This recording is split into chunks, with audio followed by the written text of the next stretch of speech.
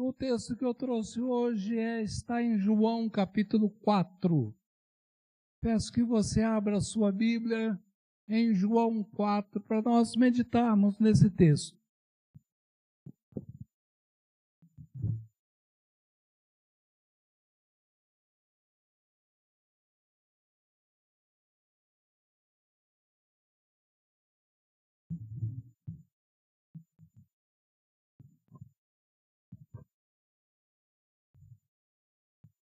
João capítulo 4, eu vou ler do verso 1 até o verso 14 e peço que você acompanhe aí, por favor.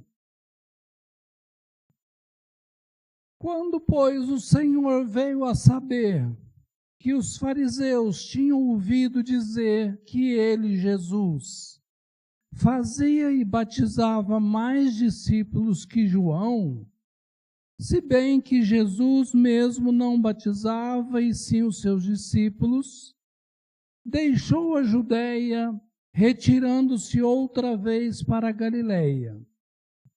E era-lhe necessário atravessar a província de Samaria.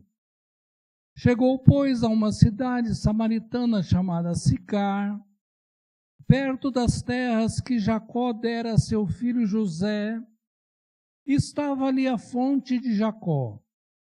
Cansado da viagem, assentara-se Jesus à fonte por volta da hora sexta, ou em torno de meio-dia. Nisto veio uma mulher samaritana tirar água. Disse-lhe Jesus: dá-me de beber. Pois seus discípulos tinham ido à cidade para comprar alimentos. Então lhe disse a mulher samaritana: como, sendo tu judeu, pedes de beber a mim, que sou mulher samaritana? Porque os judeus não se dão com os samaritanos. Replicou-lhe Jesus: se conheceras o dom de Deus, e quem é o que te pede dar-me de beber, tu lhe pedirias e ele te daria água viva. Respondeu-lhe ela: Senhor, tu não tens com que atirar, e o poço é fundo. Onde, pois, tens a água viva? És tu, porventura, maior do que Jacó, o nosso pai, que nos deu o poço, do qual ele mesmo bebeu, e bem assim os seus filhos e seu gado? Afirmou-lhe Jesus: quem beber desta água tornará a ter sede. Aquele, porém, que beber da água que eu lhe der, nunca mais terá sede. Pelo contrário, a água que eu lhe der será nele uma fonte a jorrar para a vida eterna. Até aqui. Que Deus nos abençoe na meditação dessa palavra que nós acabamos de ouvir.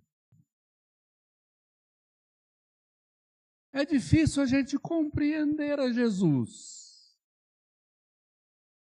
porque nós cremos que Jesus é Deus.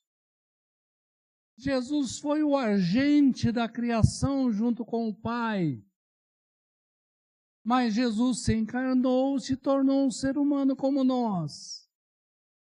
Mas Ele é Deus e nós somos seres humanos. Ele é grandioso e nós somos pequenos.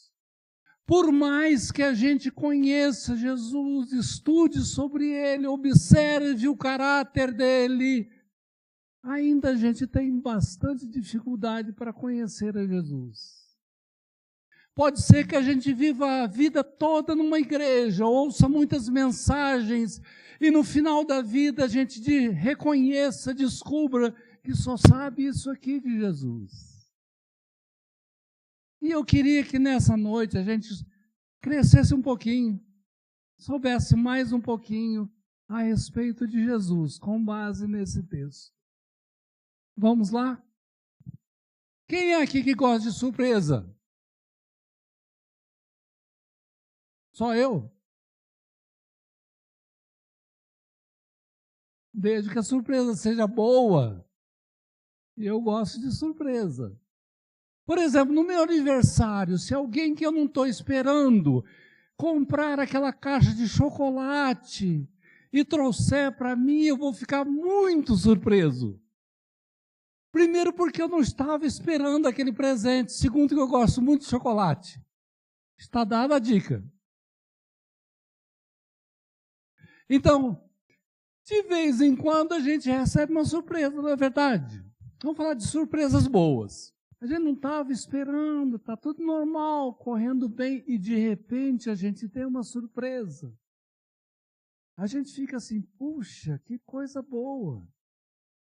De repente é uma pessoa que a gente não conhecia muito bem, mas ela faz uma surpresa para a gente, e a gente pensa, puxa, essa pessoa gosta mais de mim do que eu imaginava. Alguém faz uma viagem, né? E quando a gente faz uma viagem, a gente procura comprar vários presentes para quem a gente conhece, para mostrar que a gente lembrou daquela pessoa. Mas eis que a gente compra um presente para quem achava que não ia receber. Aí quando a gente chega e entrega o presente, a pessoa assim, puxa, ele se lembrou de mim na viagem. É difícil comprar muito presente na viagem e trazer, né?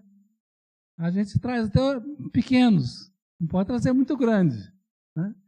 Mas se alguém faz isso, a gente fica tocado, a gente fica surpreso, a gente fica contente, porque nós fomos surpreendidos por algo que a gente não esperava, mas de repente aconteceu. Pois bem, eu acho que esse texto aqui de João, capítulo 4, Jesus nos faz algumas surpresas.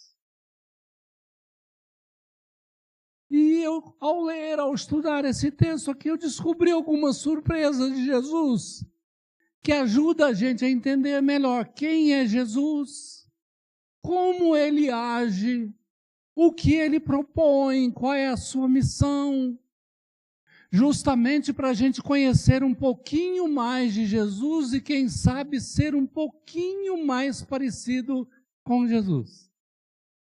E esse é o meu objetivo nessa noite, ao conversar com vocês a respeito desse texto. Se vocês observaram no capítulo 1 de João, a gente não tem o relato do nascimento de Jesus. Por quê? Porque João faz questão de dizer que Jesus já existia antes do seu nascimento terreno. Jesus é o Verbo, é a palavra criadora de Deus. Então Jesus é eterno, Jesus já estava lá no começo, quando todas as coisas foram criadas. O que João está querendo fazer? Está querendo dizer já no começo do seu evangelho, capítulo 1, Jesus é Deus. Jesus é diferente de nós. Jesus foi além de um homem. Jesus é Deus que se tornou homem, mas Jesus é Deus. Então é assim que João começa o seu evangelho. Ele não fala do nascimento humano de Jesus. Ele apresenta a origem de Jesus, de onde Jesus vem. Aí depois, no mesmo capítulo 1, nós temos o testemunho de João Batista, que veio anunciar na época do ministério de Jesus quem era Jesus. Ele vem apresentando Jesus. Aí ele fala que Jesus é o Cordeiro de Deus, que Jesus veio salvar, que Jesus veio ajudar, que Jesus veio discipular. Tudo isso está no capítulo 1. Depois, João batiza Jesus, porque Jesus, a partir daquele momento, quer começar o seu ministério. E ele se submete ao batismo de João Batista, e a partir dali começa o seu ministério. Aí o que a gente tem no capítulo 2? Que a gente já viu aqui há poucos dias. No capítulo 2 nós temos o primeiro sinal de Jesus, que foi a transformação da água num vinho excelente numa festa de casamento. E aí Jesus já começa a mostrar que ele é mais do que um ser humano. Eu nunca consegui transformar uma água em vinho. Mas Jesus conseguiu. Então ele faz o sinal que para João é o primeiro sinal da divindade de Jesus. E Jesus salva aquele casamento que tinha faltado vinho. Os noivos não calcularam direito. Veio mais gente do que estava imaginando. Faltou vinho, mas Jesus deu uma resolvida naquele problema. Certo? Capítulo 3. No capítulo 3 tem a conversa de Jesus com Nicodemos. E Nicodemos já é um religioso dos judeus, mas se interessa por Jesus e vai encontrar com Jesus, e Jesus conversa com ele à noite. E Jesus quer fazer missão com Nicodemos, quer evangelizar a Nicodemos. E Nicodemos é um senhor idoso. Como é que Jesus evangeliza Nicodemos?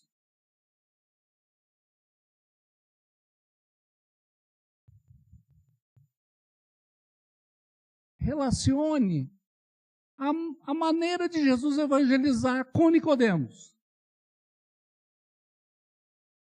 Jesus se apresenta a Nicodemos, que já é um senhor idoso, e fala assim, é necessário nascer de novo. Como que querendo dizer? Você está idoso, está pensando que vai morrer em breve, mas é necessário você começar a vida de novo no reino de Deus para você ter a salvação. Guarde isso. O método que Jesus usou para evangelizar Nicodemos foi o único, por causa de Nicodemos. Um velho, qual a boa notícia que você dá para um velho? Vamos nascer de novo, vamos ser criança, vamos viver, vamos ser jovem de novo, né? Vamos reviver a vida, vamos, né? Não fica só esperando a morte, não. Tem mais coisa para acontecer, né? Aí no capítulo 4, o que vem? O segundo encontro de Jesus, e agora é com uma mulher samaritana. Vamos ver como é que Jesus evangeliza a mulher. Vamos ver como é que vai ser o encontro deles.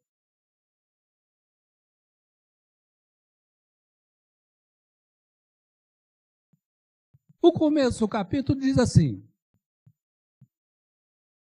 que Jesus estava batizando lá na Judéia, perto de João Batista, que também estava batizando, mas de repente ele descobre que os fariseus estavam de olho, tanto em João Batista quanto em Jesus. Quem sabe para criar uma polêmica entre os dois e bagunçar a missão deles. Jesus percebe isso e faz o quê? Vamos sair daqui, vamos fugir daqui.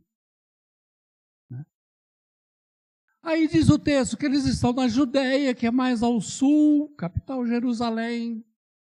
Aí eles vão para Galileia, que é mais ao norte. Mas entre o sul e o norte tem a região da Samaria. E a maioria dos judeus, quando ia de um lugar desse para o outro, atravessava o Rio Jordão para lá, e lá na frente atravessava o Rio Jordão para cá, para evitar Samaria. Por quê? O texto explica. Porque judeus e samaritanos não conversavam, eram inimigos, apesar de serem todos judeus. Lá atrás, quando Salomão, depois de morrer e deixar o seu filho Roboão como rei, houve uma divisão no reino. Roboão, com 2 tribos, ficaram com a parte de Jerusalém, mais aqui ao sul, e Jeroboão, com 12 tribos, resolveram ficar na parte de Samaria. E pela história à frente, esse pessoal de Samaria foi se misturando religiosamente com deuses de muitos outros países, de tal maneira que o culto deles se tornou um culto sincrético, um culto idólatra. Daí, com o passar do tempo, os judeus consideravam os samaritanos como alguém impuro, religiosamente falando. Os judeus se consideravam puros, mas consideravam os samaritanos impuros. Então havia uma rixa entre eles não conversavam.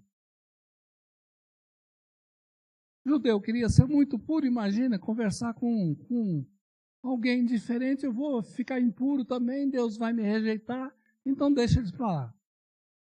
O contexto é esse. Mas Jesus, fazendo diferente, indo de Jerusalém para a Galileia, ao invés dele cortar caminho para evitar os samaritanos, ele passa justamente reto por Samaria. E como era bem longe, ele acaba ficando numa cidadezinha chamada Sicar, que alguns entendem que era Siquém. Siquém foi uma cidade muito famosa desde o Antigo Testamento até hoje. E Jesus para lá, e o texto começa por aí, que ele para em torno de meio-dia, num poço de Jacó, que dizem os historiadores era muito fundo, tipo 30 metros de profundidade. 30 metros?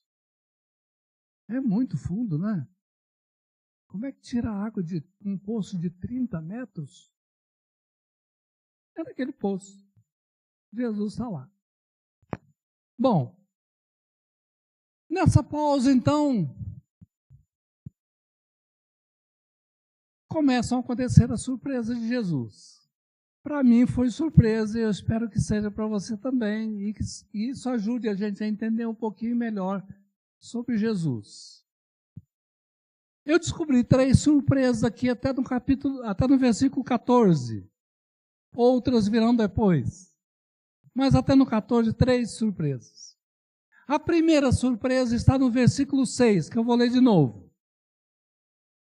Estava ali a fonte de Jacó, cansado de viagem, assentara-se Jesus junto à fonte, por volta da hora sexta, ou cerca de meio-dia.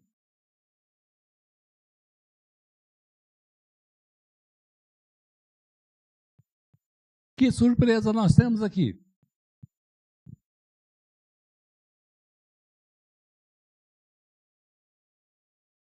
Para mim, a surpresa foi: Jesus teve sede.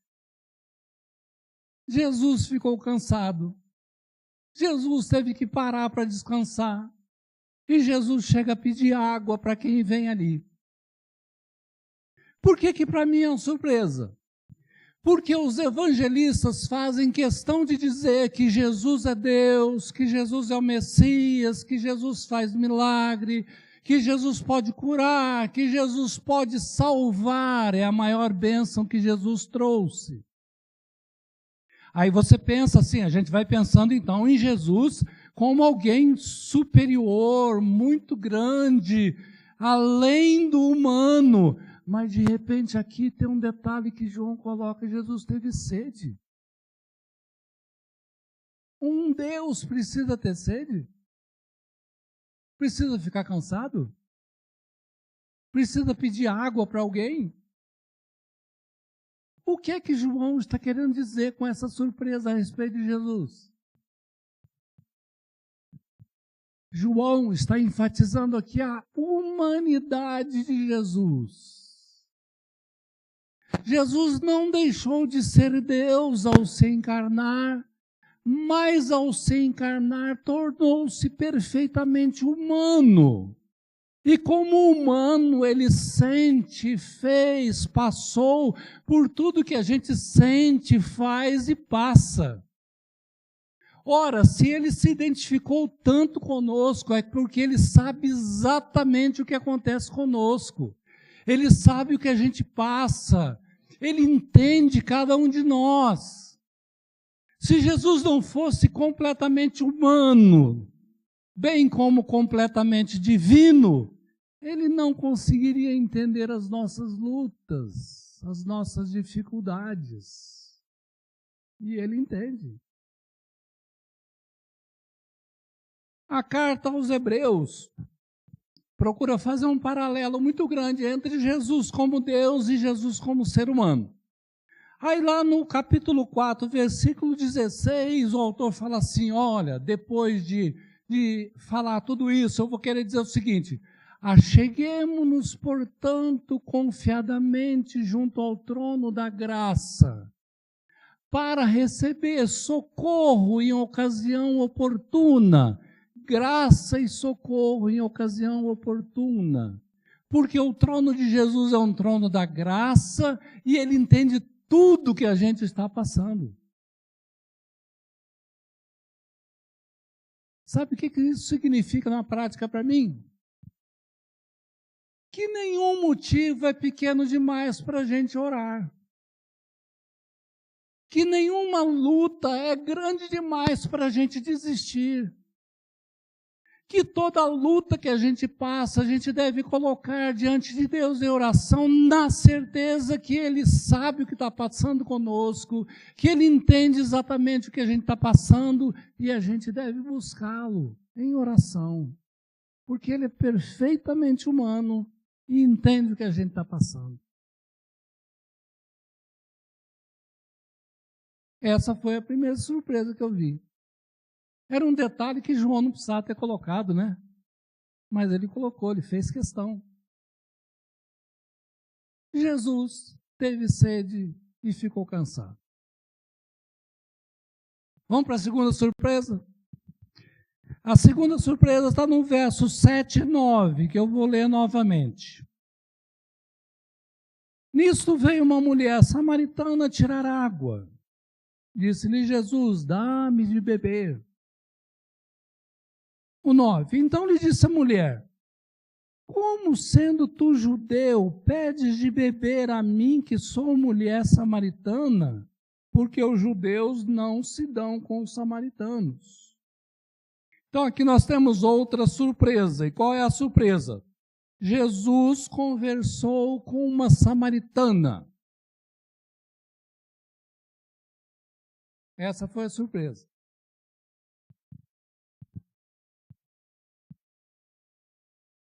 Aliás, tem duas surpresas aqui. Primeira, naquela época, naquela cultura, um homem não conversava com uma mulher desconhecida em público.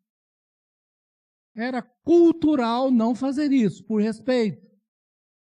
Então Jesus já quebra esse paradigma e conversa com a mulher. Ele está sozinho, a mulher está sozinha, e ele, com respeito, conversa com a mulher. Segundo, ele sendo judeu e ela sendo samaritana, teoricamente eles eram inimigos. Eles não conversavam. Então ele, além de conversar com a mulher, ele conversa com a mulher que é samaritana. Outra surpresa.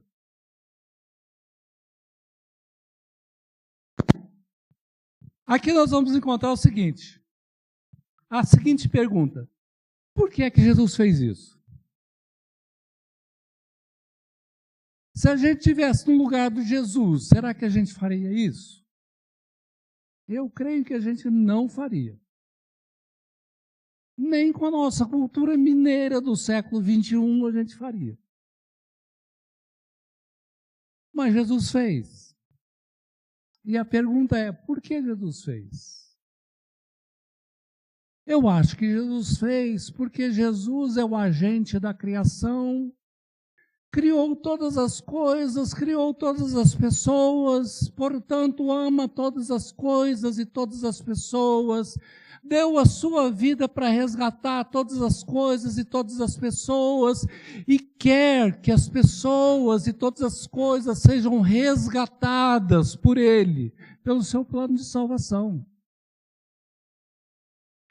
Isso é tão maior do que qualquer preconceito e qualquer discriminação que Jesus é capaz de conversar com qualquer pessoa. Por isso ele fez isso. Por isso ele efetuou essa surpresa. A gente, à medida que vai se tornando adulto, a gente vai criando muitos preconceitos, a gente vai criando muitas discriminações, e se bobear hoje em dia, a gente vai ficando cada vez mais isolado, conversando com cada vez menos gente, e o pessoal da saúde está falando assim, olha, tem que conversar com alguém para ter saúde mental. Não pode ficar isolado lá, só no celular.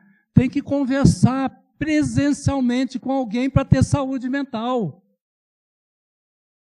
Pois Jesus, por causa do seu amor e do sacrifício que ele fez, que é capaz de salvar a todos, se todos quiserem, é que ele conversa com todas as pessoas. Ele tanto conversou com o fariseu, quanto com o escriba, quanto com um revolucionário, quanto com a mulher samaritana. Ele não tem problema de conversar com ninguém. Porque Jesus, ao invés de formar barreiras entre as pessoas, Jesus quebra as barreiras. Jesus forma ponte para conversar com as pessoas. Por isso que ele conversou.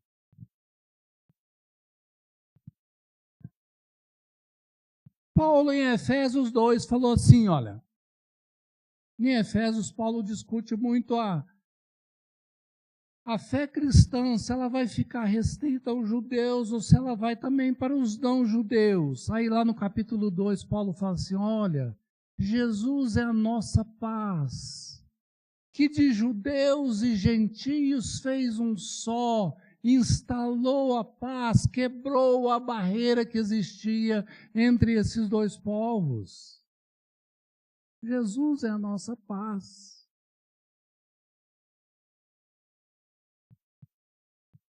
Aí sabe de que eu me lembrei?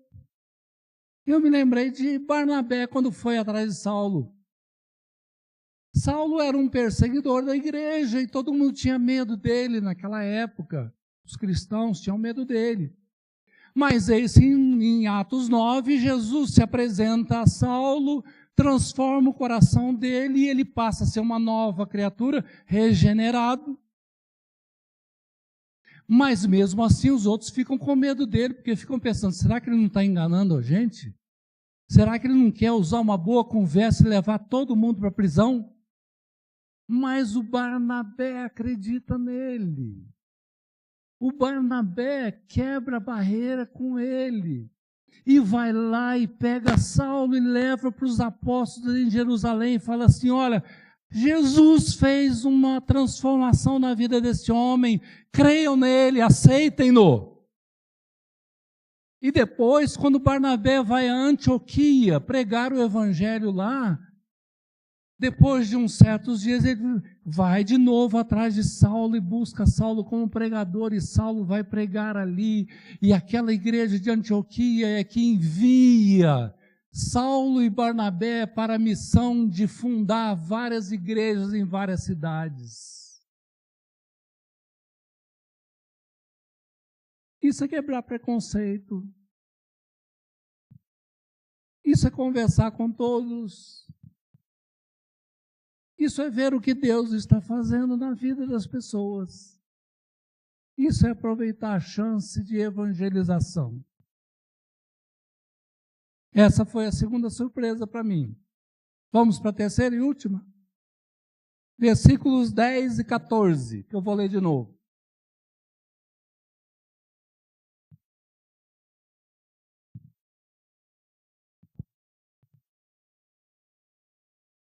Replicou-lhe Jesus, se conheceras o dom de Deus, e quem é o que te pede, dá-me de beber, tu lhe pedirias e ele te daria água viva. 14.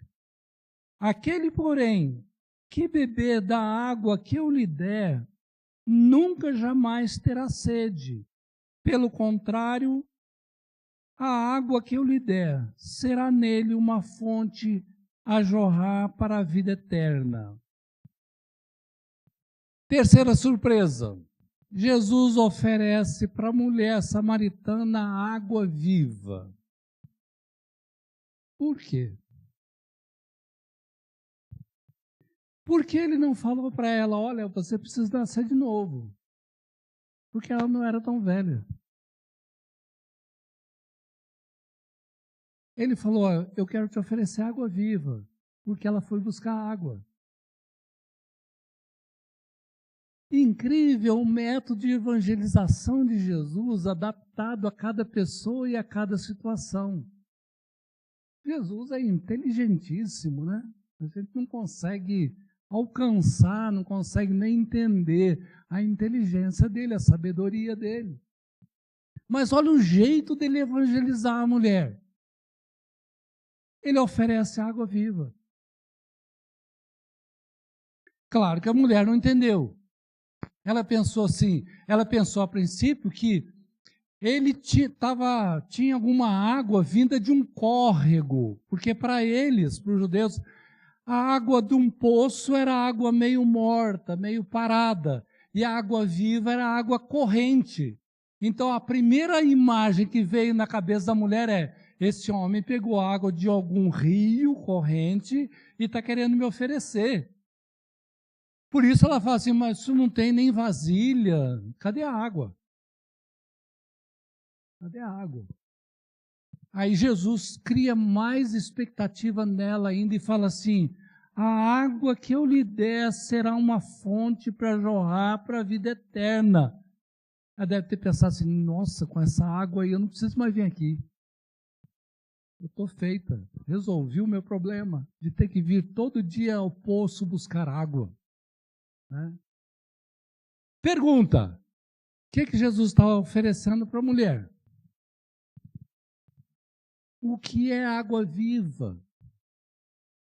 Qual a mensagem que Jesus estava querendo transmitir àquela mulher através dessa expressão água viva?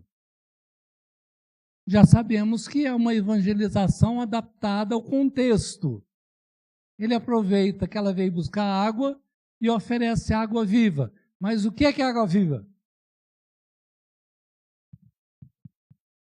Nós cremos que água viva, Jesus está oferecendo a salvação que ele veio trazer, que é operada no ser humano pelo Espírito Santo. Então, uma vez que a pessoa entende quem é Jesus e o que ele fez, que entrega a sua vida para ele, que é batizada em nome dele, essa pessoa recebe a salvação, perdão dos seus pecados e a presença do Espírito Santo. A partir daí ela vai ser alguém que tem essa notícia, tem essa água viva para passar para outras pessoas. Por isso que ele fala, será uma fonte a jorrar para a vida eterna. Ele estava oferecendo a salvação, mas ele nem falou na palavra salvação. Ela teve que ir entendendo aos poucos. E ele foi revelando aos poucos.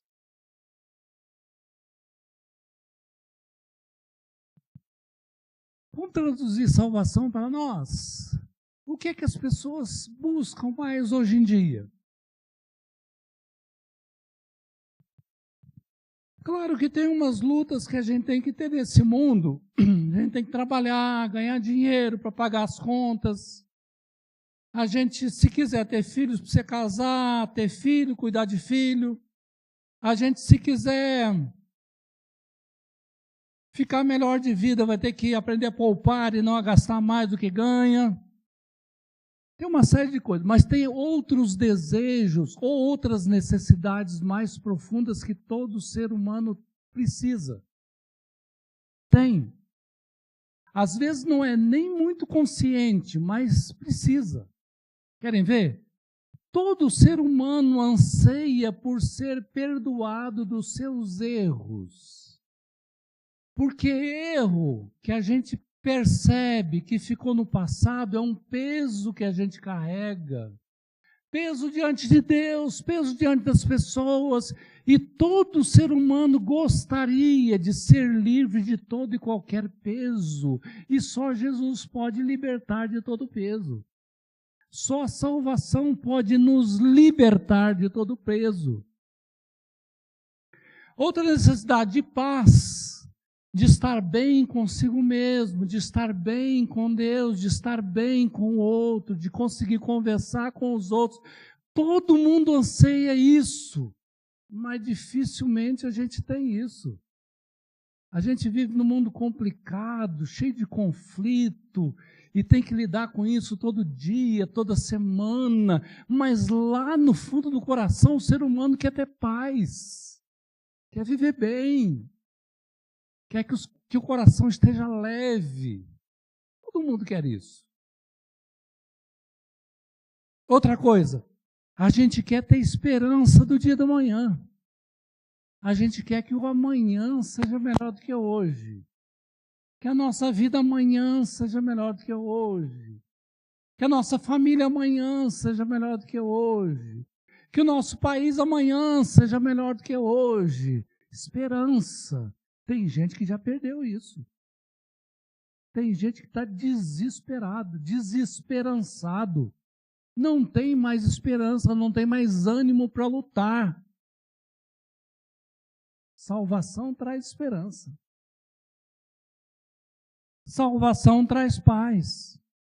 Salvação traz perdão. Por isso que Jesus não perdia a oportunidade de oferecer a salvação, mas sempre de um jeito diferente, de acordo com a pessoa. Um teólogo do passado, Agostinho, falou assim: nosso coração, o coração humano, não descansa enquanto não descansar em Deus.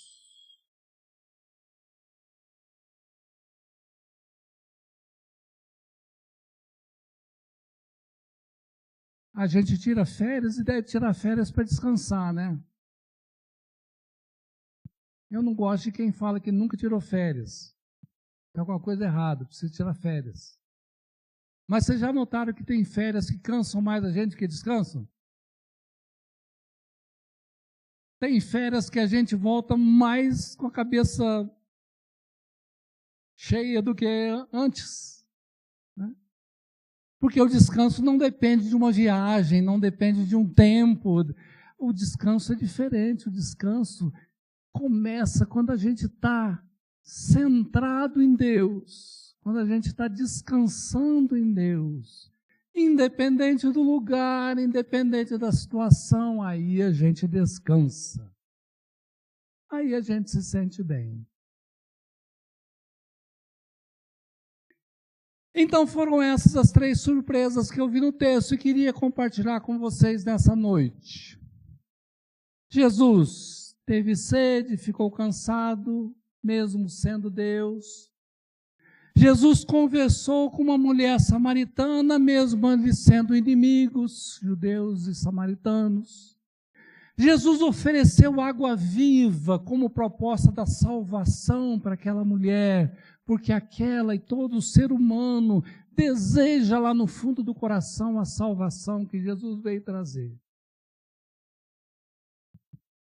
E eu quero terminar essa mensagem dizendo assim: olha, Jesus pode nos surpreender.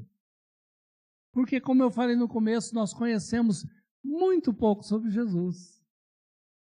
E Jesus é tanto o Deus eterno que estava lá no começo da criação, quanto o ser humano que nos entende, nos compreende. Então, ele certamente já surpreendeu a cada pessoa aqui em algum momento da vida, mas ele pode ainda nos surpreender de muitas formas pela vida que continua. Vamos nos apegar a ele, vamos confiar nele, vamos colocar diante dele todos os nossos desafios, as nossas lutas, porque ele pode nos surpreender. Tem muita coisa que a gente não sabe a respeito de Jesus e pode aprender com o tempo. E eu desejo que Jesus possa nos surpreender e o nosso conhecimento dele, a nossa confiança nele sejam cada dia maiores. Que Deus nos abençoe. Amém.